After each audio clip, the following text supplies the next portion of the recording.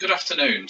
My name's Rob Layfield. I'm a trustee at the Pageants Association. I'm chair of the research subcommittee, and also I'm a Pageants researcher here at the University of Nottingham.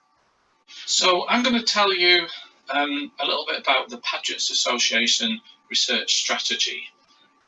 As I mentioned, in my role as a trustee and chair of the Pageants Association Research Subcommittee, one of the things that I do is help oversee the Pageants Association funding strategy. So we help manage funding decisions, and we also help monitor progress of our research projects.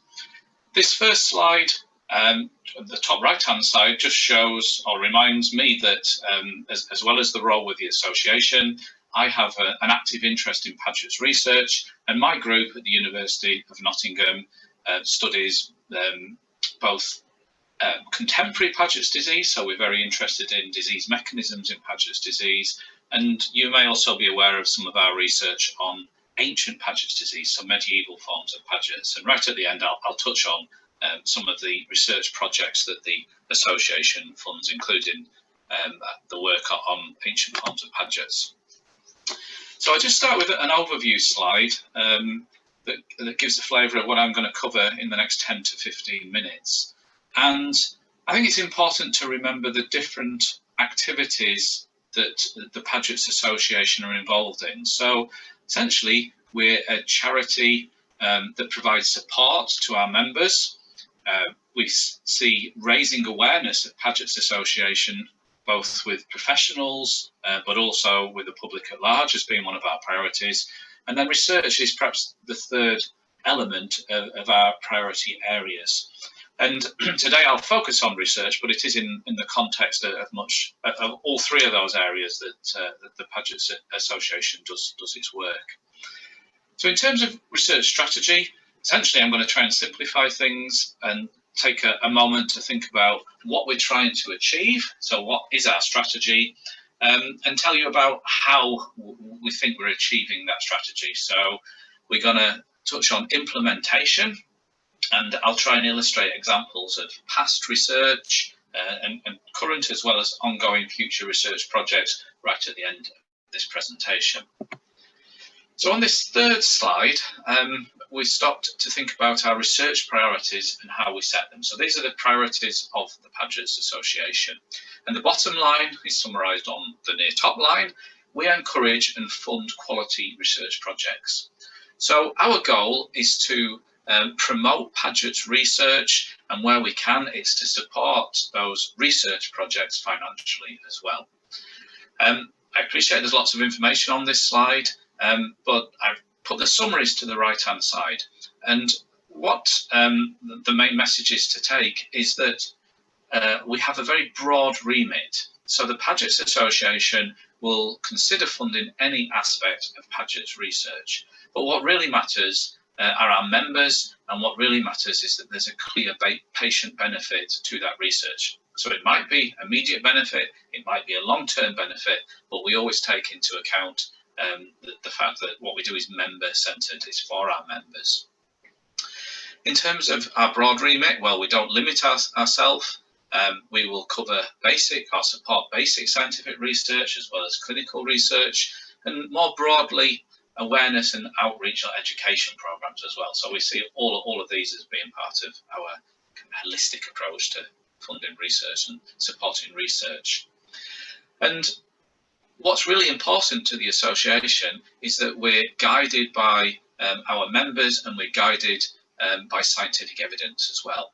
So those of you who are members may have been surveyed in the past, and on a fairly regular basis, we try and ask our members what's important to them and what research priorities, for example, are important. And you may also be aware that the Pageants Association supported and commissioned a clinical guideline on diagnosis and management of Paget's disease of bone. So this was an evidence-based review. This is a review of all of the literature out there, the published work on Paget's disease, on its diagnosis and its management. And actually, as part of that clinical guideline then, we defined what we believed were evidence-based priorities in Paget's disease. So we do listen, and we're always very keen to hear what our members think, but we also provide an independent assessment of what we think are the important research areas. So what we've come up with are indicative areas of research. So as I said, we have a broad remit. We're not limited to these areas, but what's apparent to us, both from listening to members and also from our own reviews of the literature, is that pain in Paget's disease is especially important, and this is one of our #1 priorities. So both understanding the mechanisms, but also ways in which we might be able to manage pain in Paget's either clinically or through lifestyle interventions. So that really matters.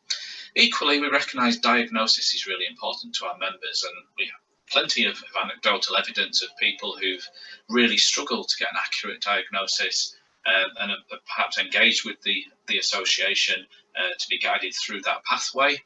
And so we recognise this is an area for improvement, and we do try and support research into diagnosis, identification of Paget's, and also improving that care pathway of individuals affected by Paget's. More broadly, we support epidemiological research into Paget's disease. So you may be aware, for example, that the incidence of Paget's disease and the severity of Paget's disease, certainly in some populations, appears to be decreasing, and we're interested as to why that is. And related to that, we want to understand the disease biology, so the disease mechanisms and the causes of Paget's, the interplays of genetic and environmental factors. And ultimately, we're looking to define therapeutic targets or new therapeutic targets in Paget's disease. So we acknowledge that bisphosphonates are very, very effective, but they're also not for everyone. And there are occasional kind of indications that mean that bisphosphonates are not always appropriate. So we're always looking for the next target, the kind of next way of treating Paget's disease as well. So this slide just lays out some of the structures and the governance of how we manage our research funding at the Pageants Association. This is really important to us, and this is something that we've really accelerated these governance structures over the past year or two, and much of this was put in place by the previous chair of the research subcommittee, Mike Patnick, and has also been driven by our chair, Stuart Ralston, as well. So the three-letter acronym I'm going to start with is the RSC. That's the Research Subcommittee. And that's a subcommittee made up of trustees of the Pageants Association. That's the subcommittee that I chair, and we report to the Board of Trustees. So there are 6 or 7 members, all trustees, and we also report to the broader Board of Trustees. So that's, if you will, within house, the Pageants Association. And we help manage the research life cycle, the research process. Now, what we've developed over the past 12 months or slightly longer is another level of governance where we now have an external research grants committee, that's the RGC. And we think this is really important in terms of transparency for the decision making related to our research funding. And certainly for our large research project grants, the Research Grant Committee, which is an external panel of scientists, so external to the Pageants Association, not associated with Paget's disease community, although very well informed about research. What they do is they manage the external peer review of our research project applications. So if researchers come to us and apply for funding for a research project, the External Research Grant Committee take care of the external review, and what happens here is that they engage with international experts in Paget's disease research, and they make recommendations then to the research subcommittee as to what they believe are the priorities for research funding, and the research subcommittee then takes that information back ultimately to the Board of Trustees, who have the final say on funding allocations. Slide 6 is busy, and I don't really expect you to look at the detail, nor is the detail necessarily important at the moment. But what it shows or what it emphasises is these governance structures that we now have in place that I think really mean that we're becoming a major player in research funding, certainly in the musculoskeletal area. So this is just one of the flow charts that we put together of the process that we use internally to manage research grant applications. This was for 2021, and you can see those various stages then where we go through an internal triage after we've advertised for research funding. But most importantly, we have the second stage applications, our research grant applications, reviewed externally by the external experts, managed by an independent research grants committee.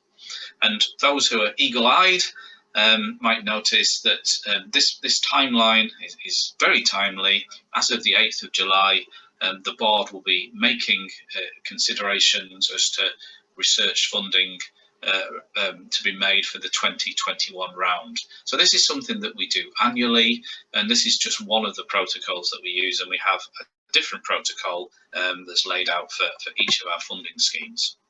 In terms of our current annual funding schemes, well, again, the top line here shows that we really try and maximise the potential of our research, but we're increasingly trying to ensure scientific quality. We recognise we have limited resources, and we recognise we have an uncertain income stream, so we have to be really careful, I think, with how we invest in our research funding. But what we currently have is a broad portfolio of research funding programmes that we hope addresses the needs of many in the Paget's research community. So our headline funding is our research project grants. These are larger grants which make a bigger impact, up to £60,000 in total, and that's typically over 2 years. And the goal there is to encourage quality Paget's research. And this is the scheme that certainly over the past few years we've managed to run annually. We are responsive and we're flexible, and actually this year we advertised a flexible funding scheme. This was for research funding up to £15,000, and this was designed either for what we termed research recovery. So this recognised that some ongoing Paget's research may have been affected by COVID, and it also recognised that there was a kind of growing interest in the interaction between potentially COVID and other conditions. And this was for COVID-specific research. So really to ask, is there any relationship between responses, for example, to COVID vaccinations and Paget's disease? Now, what I would say is that those flexible funding schemes, although advertised, haven't come to fruition this year, but we think that probably reflects the fact that the pandemic went on a little longer than we'd hoped or anticipated. But this will be a scheme that's rolled over for next year and could be ripe actually for both research recovery and research into Paget's related to COVID as well. The other two schemes on there, although relatively small in financial value, still have a big impact, and we invest in student research bursaries. So these are to encourage younger researchers, usually, or more junior researchers, into the field, and this is towards capacity building, so trying to get the next generation of researchers. And finally, we also support annually an educational award towards increasing awareness about Paget's or Paget's research or some aspects, again, flexibly applied.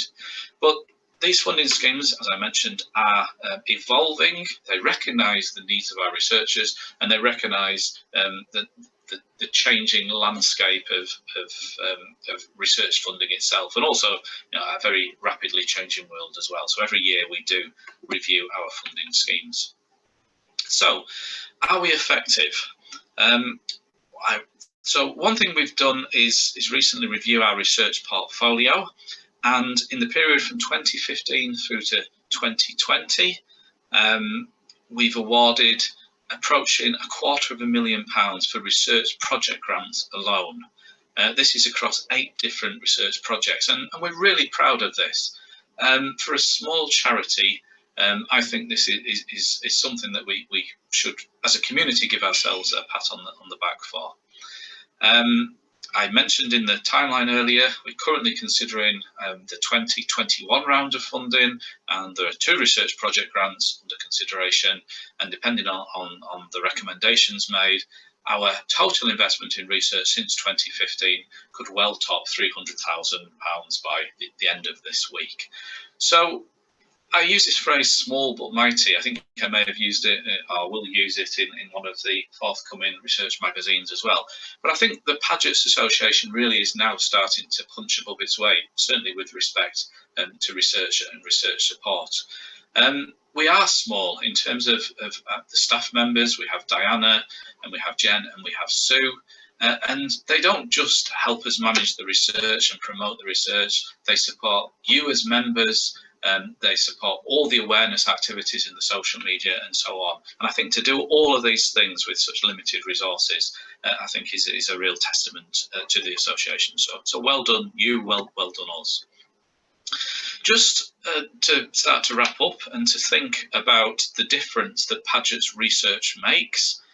One of the things that myself and Diana did recently was to survey the research capacity in the Paget's disease field here in the United Kingdom. And we wanted to do this for a number of reasons. One was really to just get a sense as to whether we're reaching all of the researchers, but also we wanted to know, are we supporting people in the right area?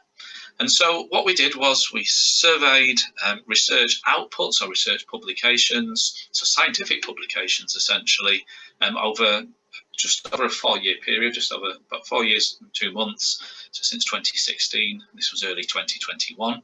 And what we identified was about 70 research publications that were directly related to Paget's disease and were involving researchers in the United Kingdom.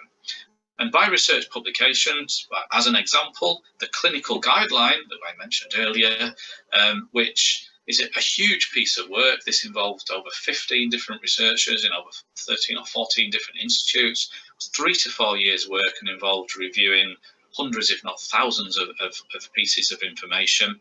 And that's one publication. And so you get a sense of the scale of the amount of research that's going on. We were very reassured to see that our PACE centres, our Pageants Association centres of excellence, were all represented in these research publications. And of course, those PACE centres provide both clinical support as well as, in some cases, support Paget's research. But that aside, or even with those considerations, all of our PACE centres are represented. So they're all active with respect to research outputs. And one final piece of information that I've just managed to come up with recently is to recognise that collectively that research represents, I think, more than 20% of all Paget's research worldwide during that period.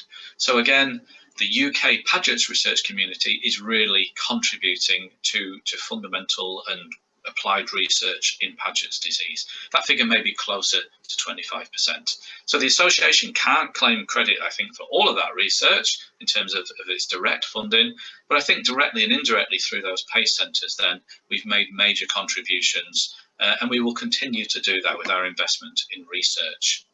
So just for the final minute or two, I will just flag up some examples of what we mean by research. Hopefully these will be familiar to many in the audience, but if they're not, we're very happy to share further information about these 2 projects that I've chosen to show with you.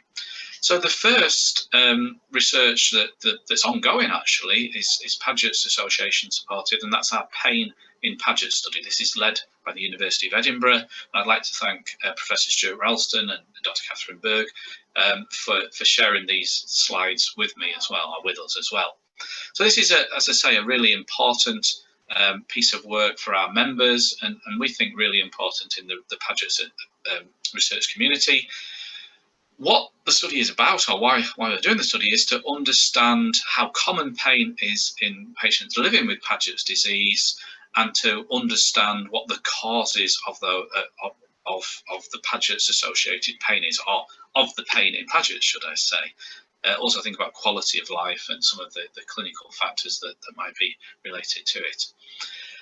There are, I think, if my count's correct, 11 different study centres, as listed here on the slide, associated in this Pain in Pageants study. And as I said, this is an ongoing study. Naturally has been slowed by COVID, but we're happy to say is now really accelerating and is back on track. And the Edinburgh team were very kind to share this preliminary information with us.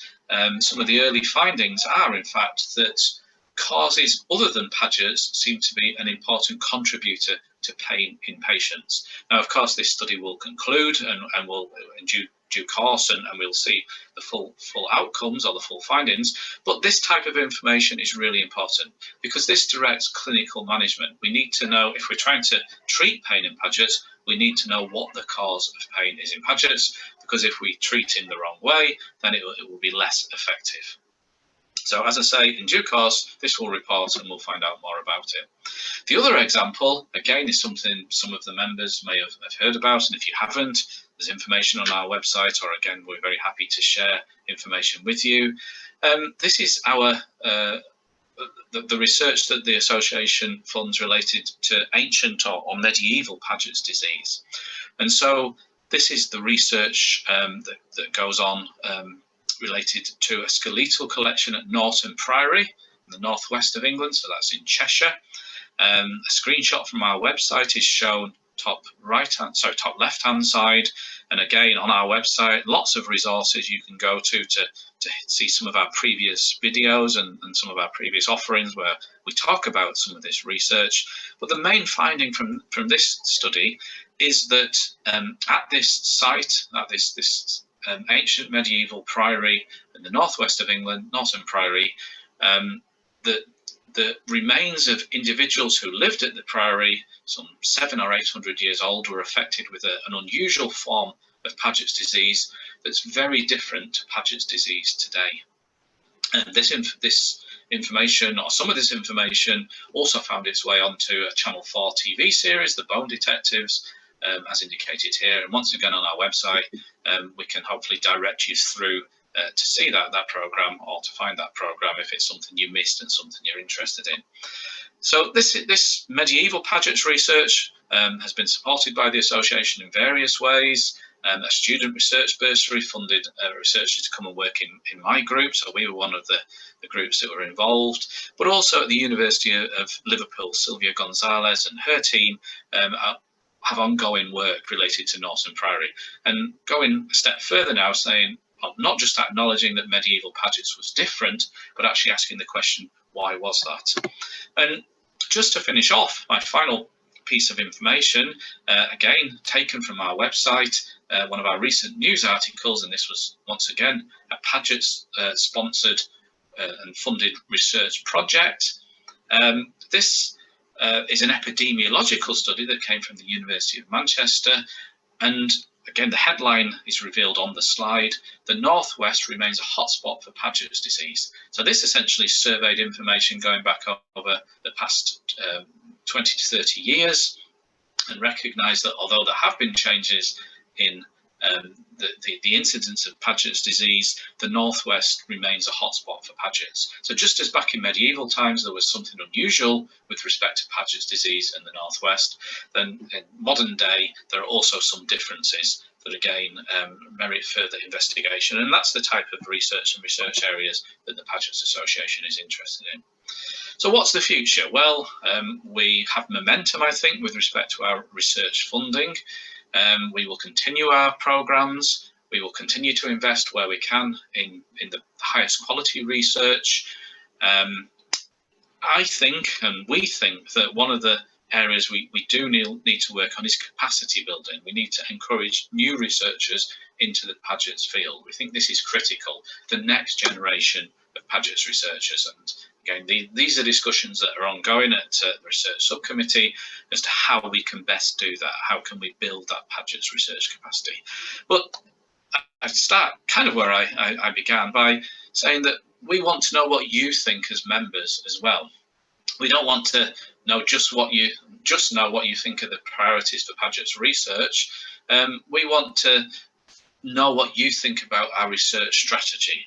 And opportunities after this presentation to contact us, to ask about this, and to tell us more about what you think, and are we getting it right, or could we do things better? And I think we're always willing to learn. So at that point, I shall stop the presentation, and I'll thank everyone for their attention.